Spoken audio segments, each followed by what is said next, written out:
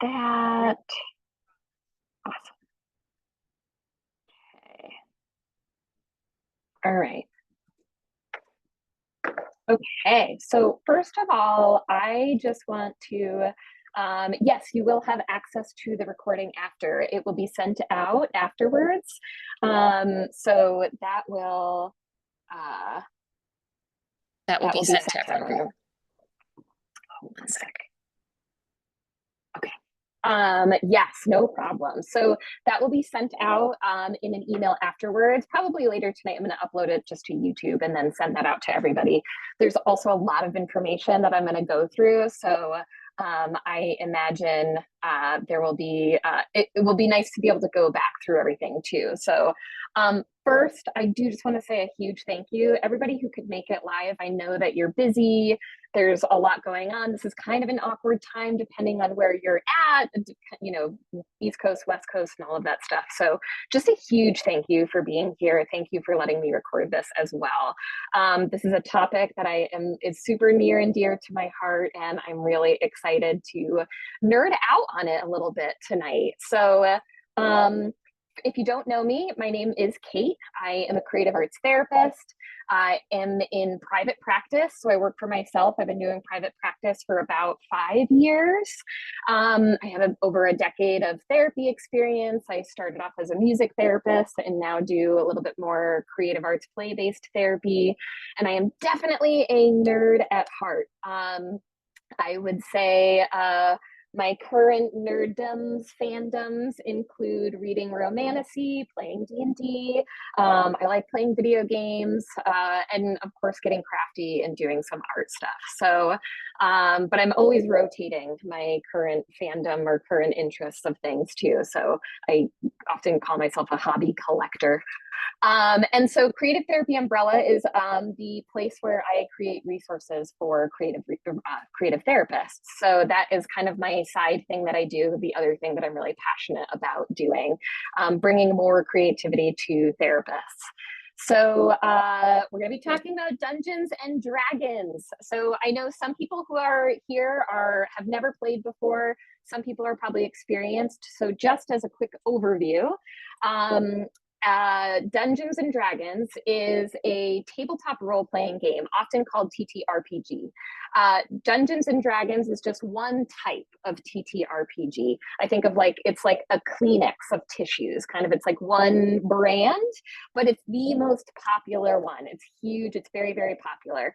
But at its core, it is a collaborative storytelling game where at least one person creates a character and is led by a facilitator, often called a dungeon master, a DM, or a game master, a GM. You can play Dungeons and Dragons completely solo. You can play it as like a duet campaign, single campaigns. You can play it with multiple people. It's very, very flexible, which we will talk about the flexibility of it as we go as well. I want to attack the myths of Dungeons and Dragons. So I know I felt this before I got into it. I got into it probably in like 2018, right before the pandemic hit. And I remember being so intimidated, and I remember being like, oh, I got to know all this stuff to play this game. No, I don't think that's how it works. And I hope other people know that, because I think there's a lot of really cool ways to engage in Dungeons and Dragons, especially as a therapist, in ways that are doable and are not taking on, you know, this huge thing that Dungeons and Dragons is. So you don't need to be a wizard to play. It's actually pretty basic. You can make rules very simple to play, and you can be a wizard while you're playing, but you don't have to be one to play this game.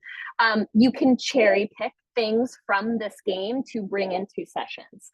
You don't have to bring in the entire you know, all of the pieces and the elements of the game to bring it in. You can bring in small parts that may be really supportive for different clients that you have. And it's not just about Dungeons and Dragons. This is something I was literally just talking to a client earlier today who's somewhat interested in it, and they wanted to like make it off of like this client was into this thing that's like big on YouTube right now. This is going to sound crazy, but it's something about toilets, and like it's some meme toilet thing that is like getting millions of views. I don't remember what it's called, but that sounds totally bonkers, but I swear it's a thing. But I was like, it's Skivity. It's Skivity. Yes. Thank you, Trina. It's Skivity. So they were talking about that, and I was like, oh, we could totally D&D this. Like we could turn this into like a D&D game. So it's not just about Dungeons and Dragons. I really look at Dungeons and Dragons as this amazing game framework that you can plug in a lot of different things, even to the ridiculousness of Skivity. I'm so glad that you said that, because I feel much less crazy than just trying to explain toilets as the foundation of what that game reference was. So what I'd like to do, I think we're going to try to squeeze in a little mini game right here, just like this, a little kind of crowdsourced game. So what I would like everyone to do is to get ready to use the chat if you can, if you're here and have access. I'm going to do a quick check and make sure that we don't have anybody else waiting. All right, I think we're good. Okay, so you are all now a bunch of adventurers. We're going to go on a quick little adventure together. And Timerson Taldore greets you in the village as you and your companions, our fellow Zoom, our Zoom meeting companions, arrive from a long day's travel. He eagerly takes you to the nearest cafe called the Blank Blank. I would like everyone to either name an animal or feel free to throw two, an animal and or an adjective into the chat.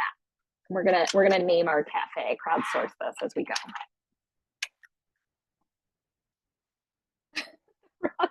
Rhino, capybara. Oh man, this is gonna be great, you guys.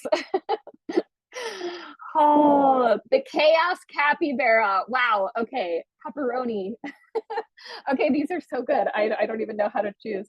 All right, we're gonna go with Rusty Rhino because it's the first one that I saw, but these are all already amazing, and I'm so glad I decided to do some of this because it's gonna be really fun. So he takes you to the nearest cafe called the Rusty Rhino.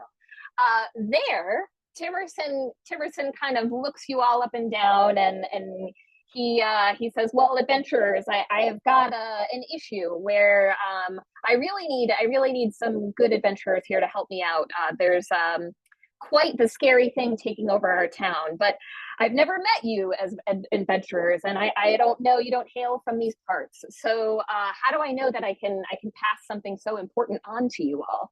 So Timerson wants you to convince him to give you this task of this adventure, which he's probably going to give you some coin for if you are able to help him out. So what I would like next is for anyone to throw into the chat, what are you going to say to Timerson to convince him that he should give you this adventure, or he should give you this opportunity?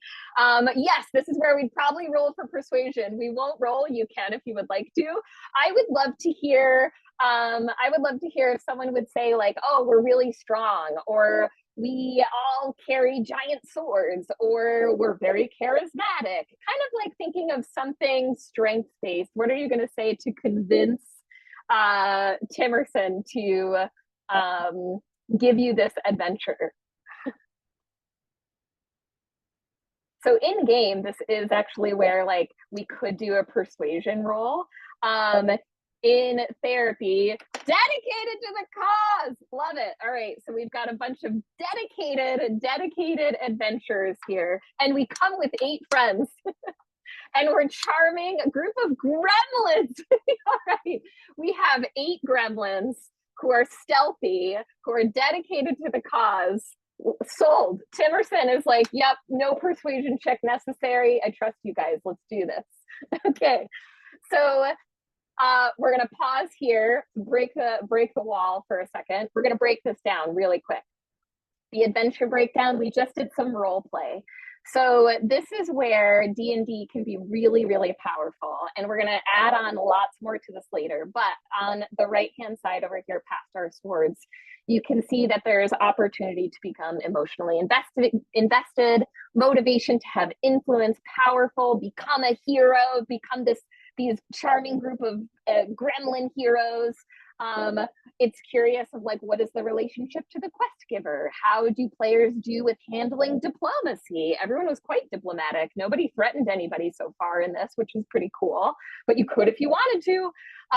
Conflict resolution. So these are all kind of questions that I think are therapeutic questions that you can start to think about at the front here. And we'll target some of these and talk about some of these a little bit down the line. But these are where the therapy, I think the access points come in for therapy when it comes to using this individually. So, you know, doing this even just with one client, all of these questions can give you a lot of information and help you create really cool interventions. So let's continue on our adventure. So Timerson says, absolutely, a mighty group of 8 gremlins who are dedicated to the cause. Here's the deal. Here's this map. And I will give you the bounty of 1,000 gold if you're able to help me. And so he says you need to go to the end of the map and retrieve the treasure at the end of the map. So you 8 group of gremlins come together and you look at this map and you realize that the main trail that you were on as you were looking, and you've even started down this trail, has been completely covered by swamp. So you're walking down this trail, you've left Timerson and the Rusty Rhino Cafe, and you're huffing down this trail with this map, and all of a sudden completely covered by swamp, and you have to do something totally different. By the way, you're going to a goat's lair. I forgot to say that before. To the goat's lair. So let's break this down a little bit. This is where I love to add like that exploration element where you can add so much exploratory stuff in the world of D&D. This could look like exploring, something like in a dungeon, kind of a classic thing. But this could be exploring, how do you get through a swamp when it's all covered? There could be tons of metaphors that come up into this. Metaphors of resilience, like, so actually here, why don't we, let's think emotional. We're going to think on the emotional elms, resilience, grief, sadness, anger. What could a swamp that takes over your path and makes it really hard to trudge through, what kind of emotional metaphor do we want to use for our story? Feeling lost, frustrated, anything like that. Let's shout it out in the chat and see what we get. What the swamp of blank. Quicksand of hopelessness. Okay. All right. So quicksand of hopelessness. This wasn't labeled on the map. All of a sudden, side quest, we're in the quicksand of hopelessness. So creative problem solving. This would be a really great space where we could get into creative problem solving. For time's sake, I don't want to go too far into it, but I feel like you guys have come up with so many amazing things already. So it would be like, okay, how are we going to get through the quicksand of hopelessness? What can we do? Do we go all the way back? Do we try to push through? So you can see that exploration has a whole host of therapeutic access points, themes, metaphors, coming up with all different things like this. It's endless what we can come up with throughout the theme of exploration, kind of like this pillar. By the way, this is these pillars, role play, exploration, and combat. This is something that I learned from a training that I took by Julia Stammen. She does training specifically about bringing groups, doing group therapy in D&D. Her training was phenomenal. So if you're looking on how to run like therapeutic groups in D&D, highly recommend her course. It's amazing. This stuff and what I'm presenting on is all like individual based. It's all like play therapy, arts therapy, teens, tweens, adults. So a little bit different, but yes, I will put her name in the chat. Julia Stammen. I'm going to type it here so I don't forget because I will. Oh, why did that happen? Okay. I don't know why that happened, but apparently that is a thing with the theater thing there. Julia Stammen, please don't autocorrect it for me. There we go. Yes, her training was phenomenal. Her training is where she taught the concepts of the pillars of role play, exploring, and combat. So that was really, really helpful, I think, for me in general too, but just to organize um, breaking down D&D into smaller cohesive things that you can take from it. Again, cherry picking what works. So continuing on our adventure, we arrive at the goat's lair and there's two goats staring at you, but you see six eyes. You notice that the goats have a third eye on their foreheads. They immediately try to psychic attack you with their psychic gaze. Its gaze focuses on you and one of your fears and tries to use it against you. So what I'd love for a crowdsource is, what is a fear that we're using here? Let's crowdsource a fear and see what happens. Fear of insecurity. Love it. Okay, so when these goats look at you, you immediately become super insecure. And so are we able to move past our fear? If so, we can attack the goat with our sword or with some other type of fear of failure. Very, very good. Okay, so we're going to do a group roll here to see if we are able to withstand the power of insecurity. With this, we have a group, so it's kind of fun. We can add a little bit more. Any, I would say, positive cheerleading thoughts in your mind that you would say before you were to face your fear? How could you talk to yourself in a really positive way? Cheer yourself on. Let's throw those into the chat to see if we can gain inspiration, where we get an extra roll to see if we do better. What could you say to yourself before you have to do something scary to hype yourself up? Throw it in the chat if you come up with anything. I've got this. It's going to be great. Love it. All right, if we get one more, then we can roll with advantage. I am brave. I'm loved no matter what happens. I have my friends with me. Oh, this is so sweet. I love it. All right, we're going to roll with inspiration to attack this goat. If we roll with inspiration, it just means we roll 2 times and we take the higher roll. I'm going to roll my giant D20 over here on my end. Oh, the first roll is a 17, which is very, very good. Above 10 is awesome and a success. Let's just roll to see if we get a natural 20. That's a 1. That's a critical failure. So we got a 17. So we slash this goat and it immediately turns to dust. And we realize that it was all in our mind in the first place. And we are awesome. We are loved no matter what. We are brave. So we can break this down into combat. You can see all of these access points that we already kind of did, how monster design can be psychologically themed. Monsters can represent inner protectors, opportunity to shine in combat and be the hero, which feels so amazing. Actions can provide insight on fight, flight, freeze, trauma responses, confrontation styles. And failing forward, we rolled a natural 1 in there. I always think of this as failing forward as a therapist. You know, it might look differently in like a regular D&D game, but failing forward is how we use it in therapy. So with that, we are going to close out our adventure. Goodbye to my goblin friends for this first like 5 minutes. This was so amazing. I'm so glad we did this at the front because that was just way too much fun. You guys are fantastic. So what we're going to do now is kind of turn into how are we bringing this in beyond just what we talked about into some more concrete ways. How can you bring this into your individual sessions? So why would we do this in the first place? D&D gives you the opportunity to meet your clients where they're at. It's so customizable that you can really adjust it completely to meet your clients where they're at. It's a hobby a lot of teens, a lot of kids already enjoy, a lot of adults already enjoy, instant buy-in, which is awesome. There's shared fun that leads to stronger therapeutic alliance. I think about this a lot in attachment theory. We know that shared joy is something that creates healthy attachments, and that's happening. We want that in a therapeutic relationship. We want that healthy attachment to happen. So shared fun creates that. And sessions feel less like therapy and more like empowering creative play. So there's a lot, this is just a couple of the top reasons I think why it's amazing, but a lot of reasons why we would include this. Throughout the rest of this presentation, I'm going to talk about some specific targeted skills on this list. And there's a lot more, but these are some of the top ones, or the ones that I think are pretty accessible or pretty easy to start with.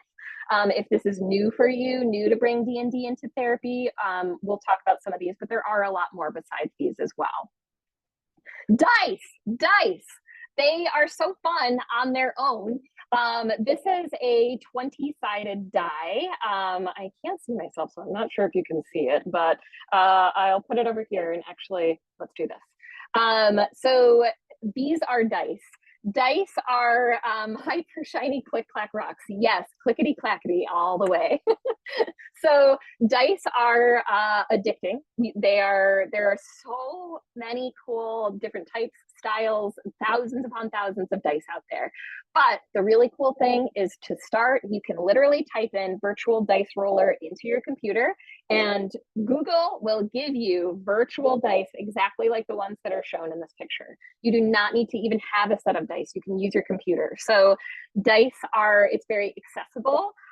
But they're really, really fun to roll. In D&D, the one that the arrow is pointing to is the D20, the 20-sided die. It's the one we most often use. We're rolling it the most throughout the time that we're spending in D&D.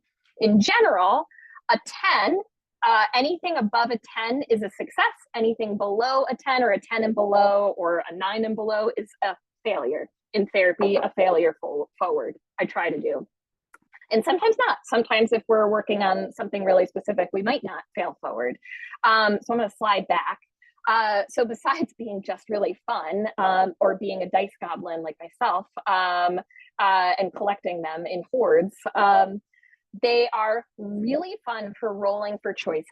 So I love using a dice. If someone wants to do a couple different choices, you can roll a dice. One of the big things, I use this for adults, kids, teens, is rolling for decisions. When somebody is stuck between a decision, I'll say, listen, pull out a dice. 11 and above is this answer, and 10 and below is this answer, or this option, and this option. And what I want you to pay attention to is how you feel when the decision is made, and then you're not given a choice anymore. So when you roll the dice and the decision is made for you, you usually quickly find out of like, oh, I kind of wanted the other one, or like, oh, I'm so relieved. So it can be a really, really fun way to just bring in something small like decision making. How this can go into D&D is, once you learn just that mechanic, 10 and above, success, or 10 and below, failure, whatever it is that you want to keep it on that, 11 and above, 10 and below. Basic game mechanics. That is the basic, to know that you can do so much if you know that within D&D. It's so huge, and so much relies on that. Assessment of skill is where I think there's also some stuff that can come in with dice, but also, so if you're bringing in, more than one dice, and you start to bring in so there's the D20, the D12, and kind of going in order down this picture. The pink set are percentage dice, and the D10 as well. Then there's a D8, a D6, which we've all seen, and then there's a D4. So kind of, using these in different ways can be a really fun way to see where your client is, if we're talking about math skills. Is it too much? Is it too overwhelming to use a whole dice set? Maybe you just use the D20. So it can be a great way to assess skills too, is seeing how many dice do we bring in? Do we just bring one? Do we bring in the whole set? Again, you can cherry pick. You don't have to do it at, we don't have to be rules lawyers, is what we joke around in the D&D world. If you're doing everything by the rules, in D&D, bringing it into individual therapy especially, I think it's step away from the rules lawyer and go by the rule of cool, which is if your client's motivated to do it, if it's too much for them, you back off. If they're motivated, dive in. So with dice, just as another side thing, and this is actually something that is in the download that I put in the chat. It's at the top of the chat. So some of the just visuals that I like to create anyway, but want to make sure that you have. The role of stories are a really great way to assess storytelling ability and where someone is in that skill development. Role of stories is a way I use those all the time for younger kids to kind of assess their ability there. Story cubes are a really fun way. They're kind of like the next tier up that I would go to. They're a little bit more abstract. roll of stories get a little bit more concrete. And then past that, another thing that I use as another visual that I have is it's like the tell me a story prompts that I've made. They're like, some of them are pictures, some of them are just like a verbal prompt, like feeling overwhelmed. And then some of them are like a random, icon, and it's like, tell a story about it. So depending on those things, this is a way that I kind of assess kids, teens, adults on where they are in their ability to tell stories, how comfortable they are with improvising or making up stories. And this helps me to know as a therapist and as a D&D facilitator in therapy, how much support do I need to bring into the story so that it's still therapeutic and we're still engaged in the story, but they're targeting the skills that we want to work on in therapy. So let's go on to mapping and adventure planning.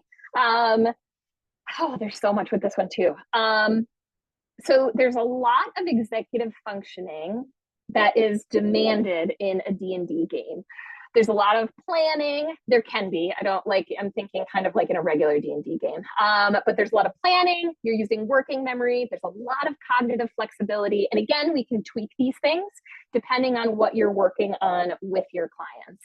So we're going to talk about this in a little bit a way of physical mapping and then more as like a general theme in adventure planning. So this is actually another handout in your in the freebies that I put in there. I'm going to take a sip of water. And these are my quest maps. So this first one is just kind of like a reference point. I think with any, I just think of this in general as therapy. We lay out our objectives and our goals, and we kind of have this like, oh, here's this, path that we'll take. And almost always, especially I feel like even more so maybe with kids and teens, you are going to hit side quests. This thing happened this weekend and XYZ, or, I'm getting bullied in school. Okay, this is a side quest that's really important. This thing happened at home that was really traumatic. This is definitely going to be a side quest, and maybe if not a new entire goal. So I really look at this quest map as it's the foundation of how we kind of create therapy. But what I like about it is we can really turn this into not only a visual support. I'm really all about accessibility. I know someone mentioned it too, of virtual dice, but they also are a good option for accessibility. I sometimes also think they're rigged, but computers in general.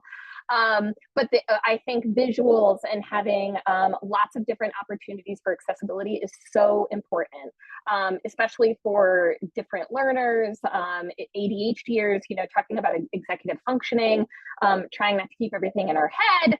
So what I like to do is, if I am using D&D within a session with somebody, is have a very visual map of the work that we're going to do. A lot of the teens that I work with, we actually do, I very much am a therapist who really likes to have the client on board with the things we're working on. So it's like, hey, we're going to be working on this thing. And D&D really provides this fun vehicle to be like, hey, well, we're going to work on strength building and calming skills, but we're going to do it through D&D, which is really, really, really fun. So I like the honesty in that it's not, just kind of only doing everything through that aesthetic distance or through the veil, but being a little bit honest about it. I think D&D offers more space for that. And what I like about it too, especially in like child, teen therapy, is there's more agency and there's more choice. If kids are, struggling with something, it gives them a little bit more choice. And I'm super passionate about that. But so quest map in general, this I just think is a really fun way of mapping out your treatment plan with the involvement of your client at the end of the day. I always think of kind of like there's like on the example, there's the increased skills and anxiety reduction. Those are your two goals. And then you have your objectives that go up to that. And so what this may look like in D&D, strength building, maybe doing, I have it actually in here and I'm going to fast forward it to it, is a strengths exercise. Hey, we need to learn about the strengths of ourselves as well as our character. Well, why don't we go through, these are also in the handout, what do you think your strengths are? Let's go through and do a card sort. What are your strengths? Okay, if you were to pick a character, what strengths would you want them to have? And this is always interesting to see, the character development of an ideal character, or if it's close to who they are. But I'm getting off on my tangent brain. And okay, rewinding, coming back to strength building. That would be an example of an intervention you might use there. Yes, I can repost the handouts. That's a good idea. Let me just pop those in anyway. Copy, paste, boop. Okay. With this example, strength building, that would be an example of an intervention you might do, or an exploration, developing calming skills. We'll talk about some of those later too.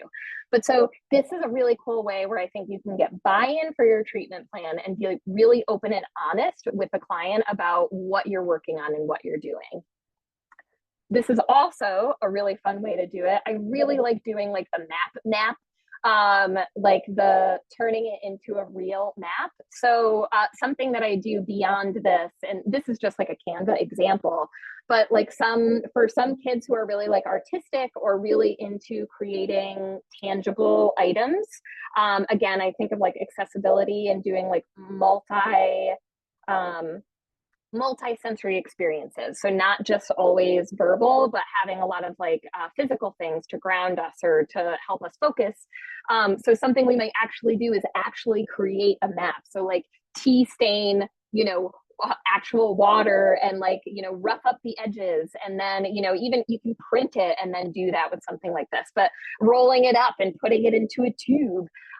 Something like that, so it feels very tangible. And that's where I think too, again, creative arts in so many ways can come into D&D in a mazillion, that's a new one, in a mazillion different ways. But so I like to have the option of various types of quest maps. So a blank one to use however you'd like. If you have a lot of different things, you can really have the flexibility with that one. But then if you're someone who likes the other way, there's options. So quest maps, fun way for treatment planning, goal creation. Character exploration. This one is huge. So identity is something that I think is so important to so many of us. So I even actually, let's do this as just kind of like a chat thing. Throw into the chat, if you feel comfortable, putting out something about your identity, about, if it is, like for me as an example, I'm a mom. That's a huge part of my identity now as a mom. So that's something I think of like, okay, this is a big part of my identity. Something about you, a hobby, anything that you'd like to, let's throw it out into the chat if you feel comfortable, and share a part of your identity. Writer, caregiver, musician, totally, yes. So as you're putting these in here, helper, oh, I love this, guys, this is so cool. Readers, yes. So everyone knows, like, if you reflect on what you just shared, you reflect on that part of you, how important that part is to you. I think of this a lot for like the kids and the teens that we work with. They don't always get the space to explore these parts of their identities. They might not have the access to do that. I think about this a lot for our kids who are exploring their sexuality. They might not have the safe space to explore these different parts of their identity. But these things that we just shared, these parts of us, are so important, so foundational to who we are, that having a space where you can explore that and you have a container to try on different things is so incredibly powerful. Identity, character, strength, weaknesses, challenges, conflict, exploring how you morally respond to different things. There's so many opportunities in character exploration. So thank you all for sharing that too. I appreciate hearing all of those parts of your identities, and very, very cool. We've got a lot of creative helpers in here, which very much fits the bill of who we all are, I think.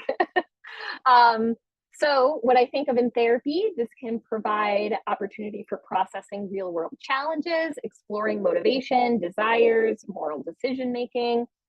Um, this was way too fun to make. There's a ton of these online. Like if you're looking for something like this, a character creation flowchart, these are all over the place online. I made this one and tweaked it a little bit to be a little bit more therapeutic focused, or to ask questions that I think could lead to good therapeutic questions. Some of them are just for some comedy and for funny to be funny in a way. But so this is also where I feel like if you're new to D&D, this is an easier way to go about character creation than looking at those character sheets that are really intimidating. This is a really cool way where you can be like, I want to smash. I like to be close to smash. I don't fight for a cause. I'm just about smashing, so I'm going to be a barbarian. A really great way. Then you can get a barbarian character sheet and know exactly what to do. Trina, I love to hear that. So cool. Thank you guys for sharing all the stuff you're sharing in the chat. This is awesome. So this is just a helpful way to be able to explore this with your clients. It's really fun too if you have trouble coming up with characters or wanting to see what you want to explore. It gives you a little bit more idea of what you would be leaning into: magic, praying to deities or entities, liking animals or not, all of these things. So this one is an easy way to do that. Additionally, I use these strength cards constantly in my sessions. This is a really great way to, again, I think help clients explore who they are as a person in comparison to like maybe their ideal character or several characters. I have clients where I've never played D&D. We just build characters. Like that's all we do is build characters. And, you know, we talk about where would they live and what would it be like to be them. Like, so that's what I mean too, when we can cherry pick things, it doesn't have to be this whole big thing. So strengths exploration is a really fun way to look at characters, to talk about motivation. This has a lot of motivation pieces in it as well. What motivates you? I thrive to be in the spotlight, so maybe a bard. So yes, lots of different opportunities. These are some of my favorite questions that I usually ask when it comes to character creation. Although in the trainings that I do, about the bigger trainings, there are like thousands of questions that you can ask in character exploration. I bolded the one that I probably ask a lot: is that the same thing you value? Because a lot of the clients that I've worked with have picked characters that are more unlike themselves. They're kind of feeling that out and seeing what they want or what they explore. And so I'll often say like, oh, is that a value that you share with this character? And again, that aesthetic distance gives us so much power. It's a little bit farther away than being very, very direct. So we're going to keep going because I want to make sure we have a good like 10, maybe 15 minutes for questions to just open everything up to, so that we can kind of talk a little bit more about some other stuff. Combat. Combat is a plethora of places to target so many different things, but especially to target therapeutic coping strategies, trauma. There's so much. I do a lot for combat and EMDR, like bilateral processing within combat. It's a hotbed of things that you can use with it. So combat is where it's not all D&D is made of. It's just a part of D&D. Again, it's a pillar. We have exploration, we have role playing, and we have combat. Combat is where you fight the things. It's probably what D&D is most known for, but it's an amazing space to practice coping strategies in the moment, because if you haven't played before, I promise if you're playing, you will start to feel like I get like sweaty in game. Like I will be like, it's like you actually feel what's happening. And that's why I think it's so powerful to bring into our sessions. You actually start to feel nervous, or you actually start to feel really frustrated when you roll 3 ones in a row and you missed again. Like you feel the things that are happening that happen outside of session. So emotional regulation, frustration tolerance, engaging in strategic problem solving. There's so many things you can explore in combat as you're playing. This is also a really cool place where I think of like art, music, and dance, drama as well. A lot of D&D is very drama focused. So yes, that's what I want to do for art.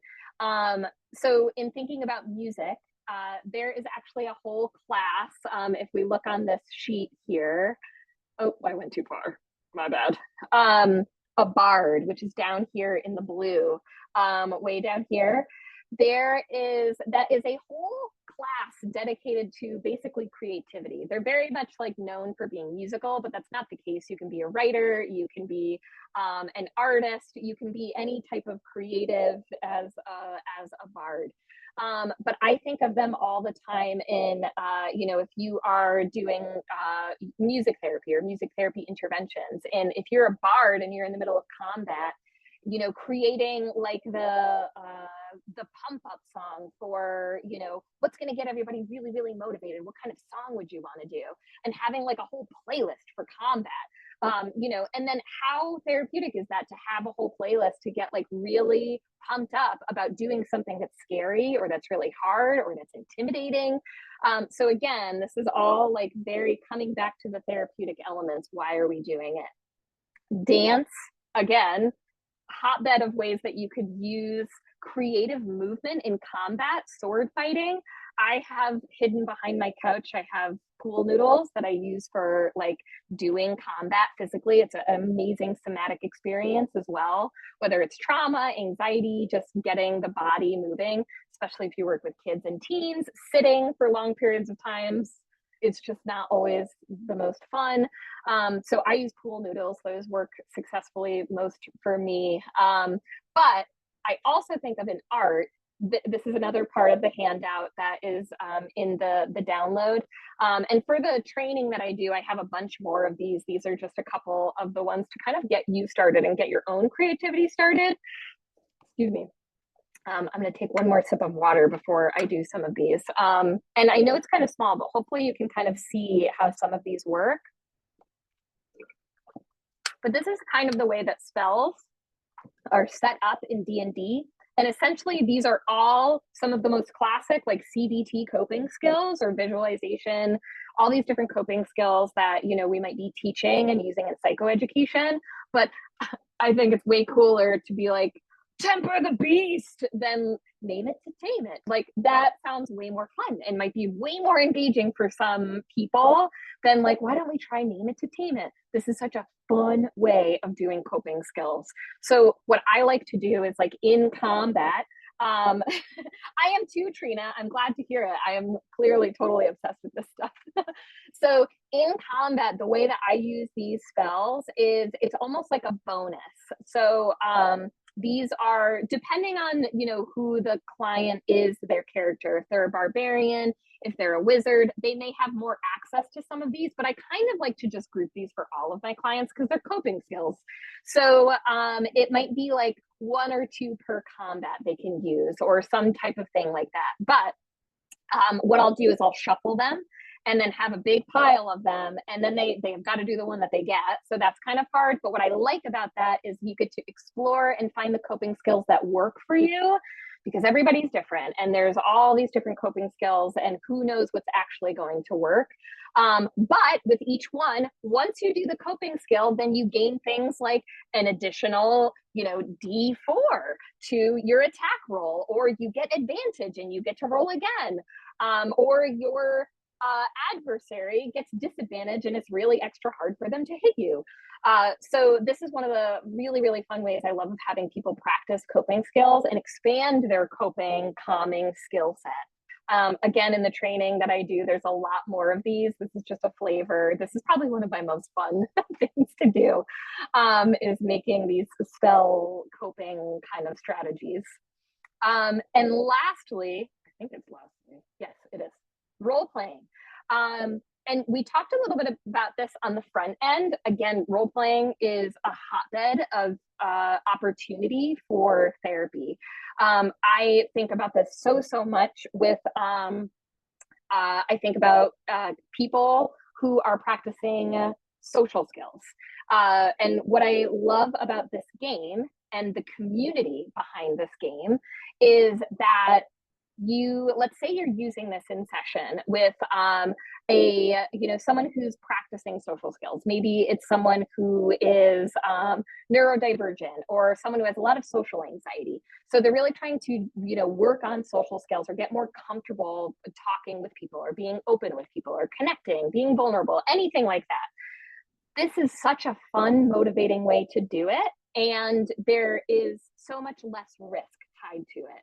Now, the second part that I love about that is not only is it an amazing container to practice those things and gives you like a lot of, it's fun and motivating to do it. But the best part is that if you have someone come in and they learn and they play this game with you and they do, they learn how to play Dungeons and Dragons, or they're a Dungeons and Dragons player, they generalize that and then can go into the community and join D&D games happening at your local game store, and then like have access to a bunch of people who share the same interest, and then they can take those skills and immediately move them to somewhere that's very similar, but also grow new connections. So like the plug-in that people get from therapy directly to the D&D and TTRPG, Magic, anything, the gaming community is phenomenal. It's phenomenal. I wish there was more like that. I mean, I think it's like that with some other things, especially for kids. And so it's just awesome for that to be like a natural place for that stuff to move to.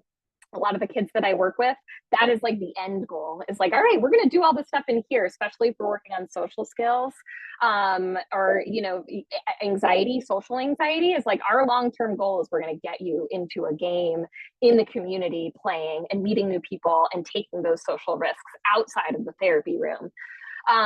But again, coping strategies in the moment, having to role play different coping strategies, having to be on your feet, having to improv, which is always really fun, but can be very intimidating. And there's lots of different ways. I love the yes and thing. I bring that in therapy all the time as like, let's play the yes and game. It's actually comedy improv.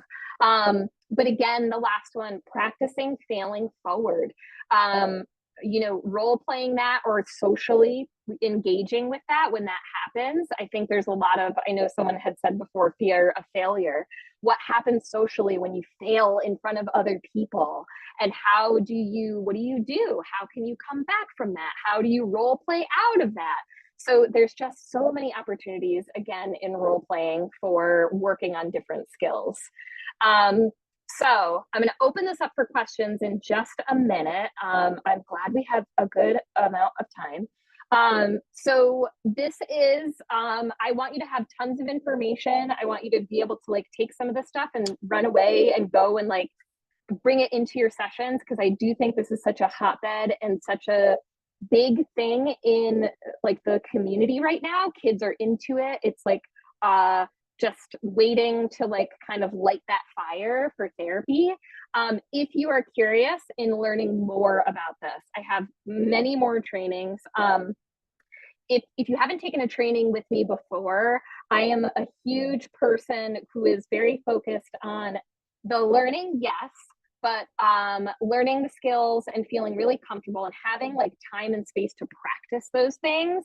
So I am not like this, just talking at you kind of a teacher person. I obviously also like to do a lot of resources and visuals. So there's multimodal learning. But the big thing I really think about courses and trainings that I do, and especially this one, is that it is self-care and creativity in play for you as the therapist. And you as the therapist who are coming in, who are the helpers, the caregivers, the creatives, we don't always get the time to like really nurture that part of ourselves. We're often very busy nurturing other people. So I really take that part seriously in my trainings of like, that's a huge part of why we do this stuff. It's why I like to do these live, so that we have that space, we have that connection, we build community connections. But so that's my little thing that I feel is very important about trainings and learning, is it's not just about the learning, it's about all of the other stuff. So here is some of the stuff that's coming up, and then I'm going to open us up for questions. But there is this summer, starting in June, and the registration ends next Friday. is individual Dungeons and Dragons for beginners. If you've never played before, you will learn from the beginning to the end, literally how to play and then how to bring it into therapy. In the fall is for experienced players. So if you already know how to play or somewhat familiar, that one is for you. And coming soon, is a specific EMDR, how to bring this into the 8 phases of EMDR. So very, very specific for EMDR. So feel free to, I'll actually drop it into the chat. I'll put my, some of the links there for my website and stuff, so you guys can find that there. But I would love to open this up to questions and see just if anybody has comments. You can hop on if you feel comfortable. You can share your screen, hop in, whatever feels good, throw a question in the chat. I'm going to stop sharing here and pull up my chat so I can see it. Okay.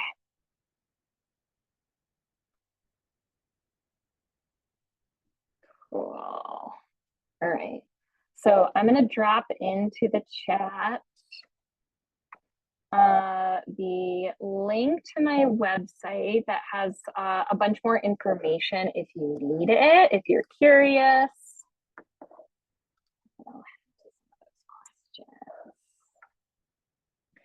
Not a question, but I've been thinking for a while about incorporating D&D into therapy. Oh, I'm so pumped. I'm so glad. Trina, thank you so much. I hope that this gives you like inspiration. I hope it gives you inspiration to roll all the natural 20s in therapy and bring it in. So I'm so glad. I'm really passionate about this topic and bringing it in.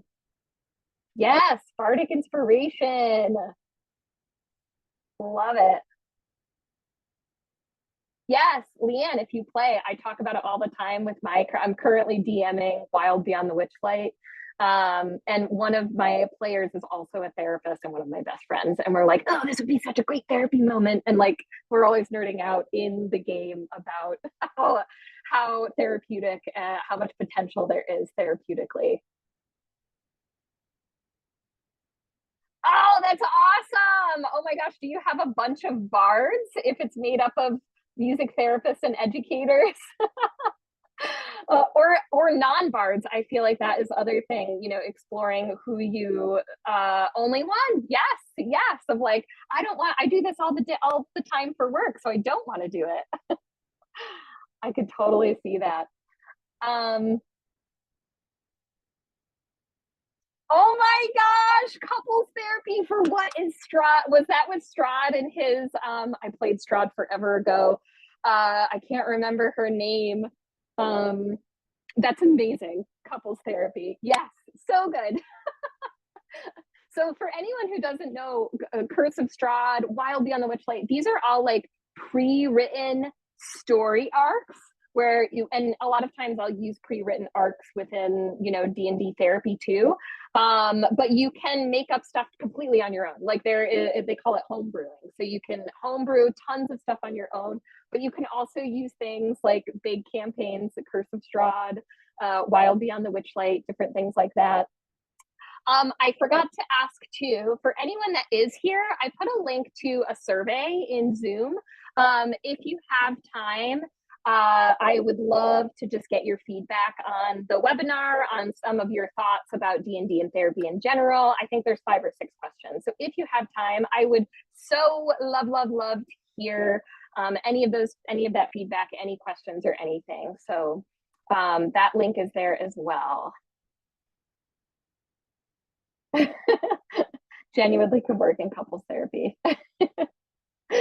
Oh man, I think about D&D and family therapy all the time. Some family therapist out there has to get on how to do that and teaching it, and I'm sure it's out there somewhere, because I feel like that would be so powerful of like problem solving in the moment. Like there's just so much in that.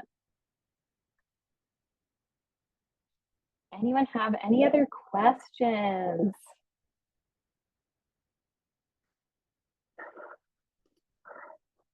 All right, well, I think what I will do is I'm going to end our recording. And what I will do, yay, Crystal, I'm excited. Yes. absolutely. So you're so welcome. Everybody, please feel free to reach out to me if you're curious about it, anything like that. I clearly love talking about this topic and could do it all day. So feel free to reach out. Again, if you're interested in courses and how to expand upon this, there's tons of that resources on my website on how to do this. So feel free to reach out. And otherwise, I hope everyone has a great rest of the evening. Thank you all for being here. I'm going to hang out for if anyone has any lingering questions, but thank you all again. I appreciate your time so much.